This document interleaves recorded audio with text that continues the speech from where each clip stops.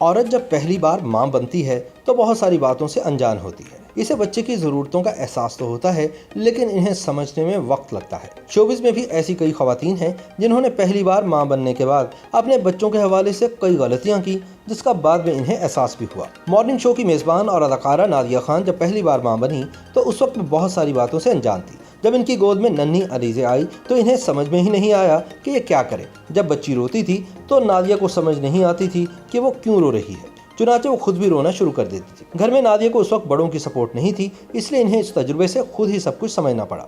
एक बार जब अलीज़ा सिर्फ 9 दिन की थी तो नादिया खान इसे गोद में लिए बैठी थी। अचानक कमरे में छिपकली आ गई। इन्होंने बच्ची को बेड पर लिटाया और खुद चीख मारकर बच्ची को छोड़कर भाग गए। दूसरे कमरे में जाकर वो सुकून में आई तो सोचने लगी कि मैं कमरे में शायद कुछ भूल आई हूँ, शायद तकिया या कोई और चीज। थोड़ी देर बाद याद आया कि मैं तो अपनी 9 दिन की बच्ची को कमरे में तन्हा छोड़ आई हूँ। चुनाचे नादिया भागकर वापस गईं और अपनी बच्ची को संभाला। आज वो इन बातों को याद करके हंसती हैं, लेकिन पहला बच्चा यकीनन माँ के लिए एक मुश्किल लेकिन खुशगवार तजुर्बा होता है।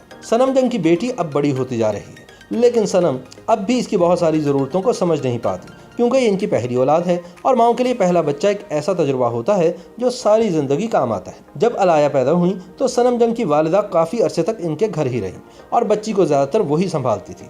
शुरू में सनम को डायपर चेंज करने में मुश्किल हुई, लेकिन फिर इन्होंने ये काम संभाल लिया। क्योंकि अलाया सनम जंग की पहली औलाद है तो वो इस मामले में बहुत ज़्यादा हसास भी हैं।